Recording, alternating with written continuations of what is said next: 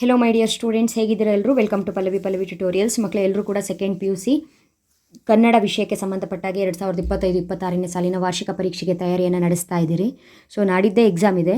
ಈ ವಿಭಾಗದಲ್ಲಿ ಪದ್ಯಭಾಗ ಹಾಗೂ ಗದ್ಯಭಾಗಕ್ಕೆ ಸಂಬಂಧಪಟ್ಟಂತೆ ಕೇಳುವಂತಹ 4 ಅಂಕದ ಬಹುಮುಖ್ಯ ಪ್ರಶ್ನೆಗಳನ್ನ ಯಾವುದು ಓದ್ಕೊಳ್ಬೇಕು ಅನ್ನುವಂಥ ಡೌಟ್ ಇದ್ದರೆ ನಿಮ್ಮ ನೀಲಿ ನಕ್ಷೆ ಬ್ಲೂ ಪ್ರಿಂಟ್ ಏನಿದೆ ಅದನ್ನು ಅಫ್ಕೋರ್ಸ್ ಫಾಲೋ ಮಾಡ್ಬೋದು. ಅದರಲ್ಲಿ ಯಾವುದೇ ರೀತಿ ಇದಾಗಲ್ಲ. ನಿಮಗೆ ಆರಾಮಾಗಿ ನೀವು ಓದ್ಕೊಂಡ್ರೆ ಅದರಲ್ಲಿರುವಂಥ ಪ್ರಶ್ನೆಗಳನ್ನ ಕೊಡ್ತಾರೆ. ಆದರೆ ನಿಮಗೆ ಇವಾಗ ಡೌಟು ಯಾವ ರೀತಿಯಾಗಿ ಓದ್ಕೊಳ್ಬೇಕು ಅನ್ನೋದು.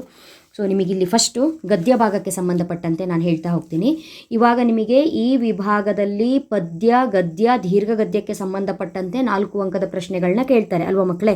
ಅಲ್ಲಿ ದೀರ್ಘ ಗದ್ಯ ಅಂತ ಬಂದಾಗ ಕೃಷ್ಣೇಗೌಡನ ಆನೆ, ಅದರಲ್ಲಿ ಏನು ವ್ಯತ್ಯಾಸ ಇಲ್ಲ, ಅದು ಒಂದನ್ನೇ ಓದ್ಕೊಂಡು ಹೋದರೆ ಆಯಿತು. ಆದರೆ ಗದ್ಯ ಅಂತ ಬಂದಾಗ ಸಾಕಷ್ಟು ಗದ್ಯಗಳು ನಿಮಗಿದೆ, ಆದರೆ ನೀವು ಎಲ್ಲ ಗದ್ಯವನ್ನು ಓದೋ ಅವಶ್ಯಕತೆ ಇಲ್ಲ.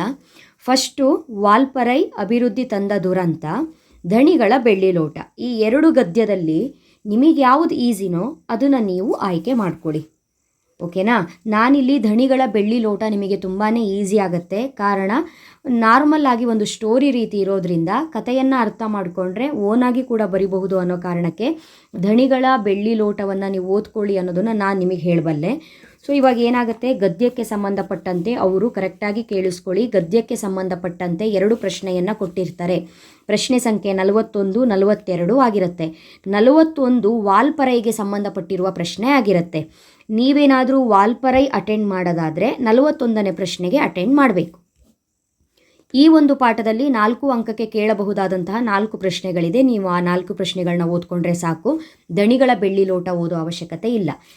ನಾವು ದಣಿಗಳ ಬೆಳ್ಳಿ ಲೋಟನೇ ಓದ್ಕೊಳ್ತೀವಿ, ಅದರಲ್ಲಿ ಯಾವ ಪ್ರಶ್ನೆ ಓದ್ಕೊಳ್ಬೇಕು ಅಂತ ಹೇಳಿದ್ರೆ ನಾನಿಲ್ಲಿ 4 ಪ್ರಶ್ನೆಯನ್ನು ಕೊಟ್ಟಿದ್ದೀನಿ. ಆದರೆ 4 ಪ್ರಶ್ನೆನೂ ಒಂದಕ್ಕೊಂದು ರಿಲೇಟೆಡು ಸ್ಟೋರಿ ನೋಡಿಕೊಂಡ್ರೆ ಆಯಿತು. ನೀವು ಹಾಗಾದರೆ ಕರೆಕ್ಟಾಗಿ ನೆನ್ಪಿಟ್ಕೊಳ್ಳಿ. ನೀವು ದಣಿಗಳ ಬೆಳ್ಳಿ ಲೋಟ ಅಟೆಂಡ್ ಮಾಡೋದಾದರೆ 42ನೇ ಪ್ರಶ್ನೆ ಆಗಿರುತ್ತದು.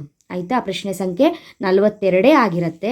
ಸೊ 4 ಅಂಕದ ಪ್ರಶ್ನೆ ಯಾವ ರೀತಿಯಾಗಿ ಓದ್ಕೊಳ್ಬೇಕು ಅಂತ ಹೇಳಿದ್ರೆ, ಮೋಸ್ಟ್ ರಿಪೀಟೆಡ್ ಇರೋದನ್ನು ನಾನು ಫಸ್ಟ್ ಹೇಳ್ತೀನಿ. ಸಾಕಷ್ಟು ಸಲ ಕೇಳಿರುವ ಪ್ರಶ್ನೆ, ಚಿನ್ನಮ್ಮ ಬೆಳ್ಳಿ ಲೋಟವನ್ನು ಮತ್ತೆ ಹೊಳೆಗೆ ಎಸೆಯಲು ಕಾರಣವೇನು ಏನಿದೆ, ಇದು ತುಂಬ ಸಲ ರಿಪೀಟ್ ಆಗಿದೆ. ಇದು 4 ಅಂಕದ ಬಹುಮುಖ್ಯ ಪ್ರಶ್ನೆ.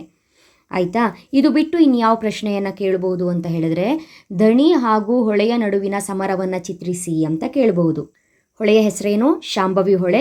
ದಣಿ ಹಾಗೂ ಶಾಂಭವಿ ಹೊಳೆಯ ನಡುವಿನ ಸಮರವನ್ನು ಚಿತ್ರಿಸಿ ಅಂತ ಕೇಳಬಹುದು. ಇಲ್ಲ, ಮುಸುರೆ ಪಾತ್ರೆಗಳು ನೀರು ಪಾಲಾದುದು ಹೇಗೆ, ಅವುಗಳನ್ನು ಮೇಲೆತ್ತಲು ಮಾಡಿದ ಪ್ರಯತ್ನಗಳೇನು ಅಂತ ಕೇಳಬಹುದು. ಅಥವಾ ದಣಿಗಳಾದ ವೆಂಕಪ್ಪಯ್ಯ ಹಾಗೂ ಶಾಂಭವಿ ಹೊಳೆಯ ನಡುವಿನ ಸಂಘರ್ಷವನ್ನು ಚರ್ಚಿಸಿ ಅಂತ ಕೇಳ್ಬೋದು.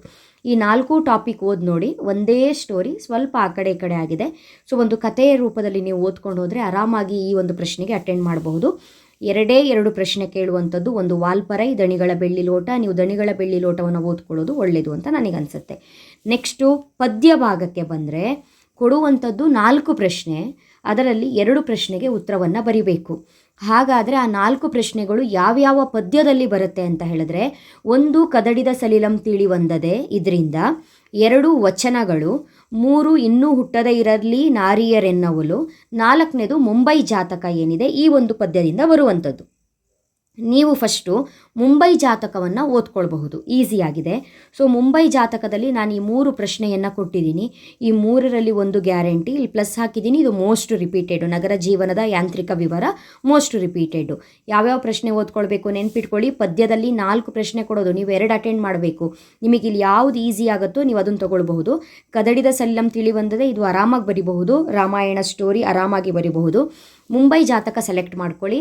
ನಗರ ಜೀವನದ ಯಾಂತ್ರಿಕ ವಿವರಗಳು ಮುಂಬೈ ಜಾತಕ ಕವಿತೆಯಲ್ಲಿ ಹೇಗೆ ಚಿತ್ರಿತಗೊಂಡಿದೆ, ಮುಂಬೈ ಜಾತಕ ಕವಿತೆಯಲ್ಲಿ ತಂದೆ ತಾಯಿಗಳು ಗೋಚರಿಸುವ ಬಗೆ ಹೇಗೆ, ಮುಂಬೈ ಜಾತಕದಲ್ಲಿ ಮಕ್ಕಳ ಬಾಲ್ಯದ ಚಿತ್ರಣ ಹೇಗೆ ನಿರೂಪಿತವಾಗಿದೆ ಅನ್ನೋದನ್ನು ಬರಿಬಹುದು. ಇದು ಬಿಟ್ಟರೆ ಇನ್ನೊಂದು ಯಾವ ಸೆಲೆಕ್ಟ್ ಮಾಡ್ಕೊಳ್ಬಹುದು ನೀವು ಈಸಿಯಾಗಿ, ಕದಡಿದ ಸಲಿಲಂ ತಿಳಿವಂದದೆ ಅಲ್ವಾ? ಇದರಲ್ಲಿ ನೀವು 3 ಟಾಪಿಕ್ ನೋಡ್ಕೊಳ್ಬೇಕು. ಒಂದು, ರಾವಣನ ಮನ ಪರಿವರ್ತನೆ ಆದ ಸಂದರ್ಭ. ಇನ್ನೊಂದು, ಪ್ರಮದವನದಲ್ಲಿ ರಾವಣ ಸೀತೆಯರ ನಡುವೆ ನಡೆದ ಸಂಭಾಷಣೆ. ಇನ್ನೊಂದು, ರಾವಣ ಬಹುರೂಪಿಣಿ ವಿದ್ಯೆಯನ್ನು ಒಲಿಸಿಕೊಂಡ ಬಗೆ ಹೇಗೆ ಅನ್ನೋದು. ಈ 3 ಕಾನ್ಸೆಪ್ಟ್ ಓದ್ಕೊಳ್ಬೇಕು.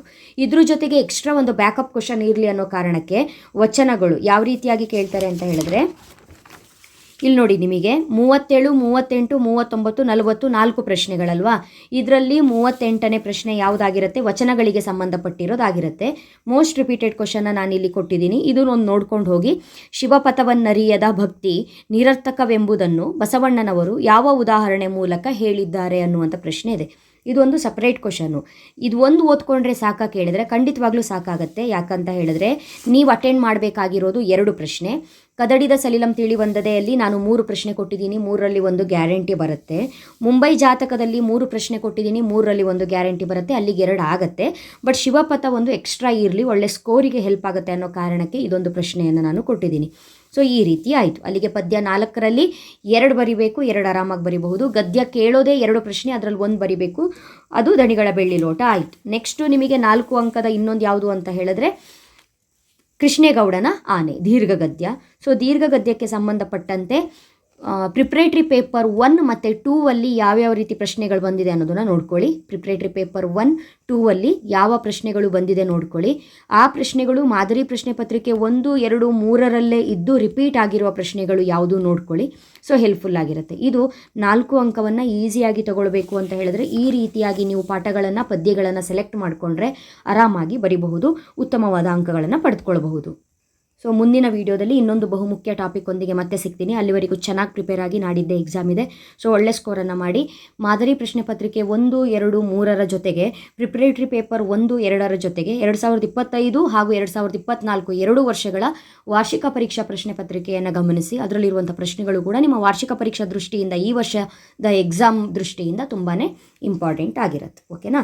ಮುಂದಿನ ವಿಡಿಯೋದಲ್ಲಿ ಮತ್ತೆ ಸಿಗ್ತೀನಿ. ಅಲ್ಲಿವರೆಗೂ ಚೆನ್ನಾಗಿ ಓದ್ಕೊಳ್ಳಿ. ನೆಕ್ಸ್ಟು ಹಾಕುವಂತಹ ಇಂಪಾರ್ಟೆಂಟ್ ಕ್ವಶನ್ಸ್ಗಳ ಮಾಹಿತಿಗಾಗಿ ಚಾನಲ್ನ ಸಬ್ಸ್ಕ್ರೈಬ್ ಮಾಡಿಕೊಂಡು ಆಲ್ ಬಟನ್ನ ಕ್ಲಿಕ್ ಮಾಡ್ಕೊಳ್ಳಿ. ವಿಡಿಯೋ ಬಂದ ತಕ್ಷಣ ನೋಟಿಫಿಕೇಶನ್ ಬರುತ್ತೆ ಮಕ್ಕಳೇ. ಓಕೆನಾ? Thank you.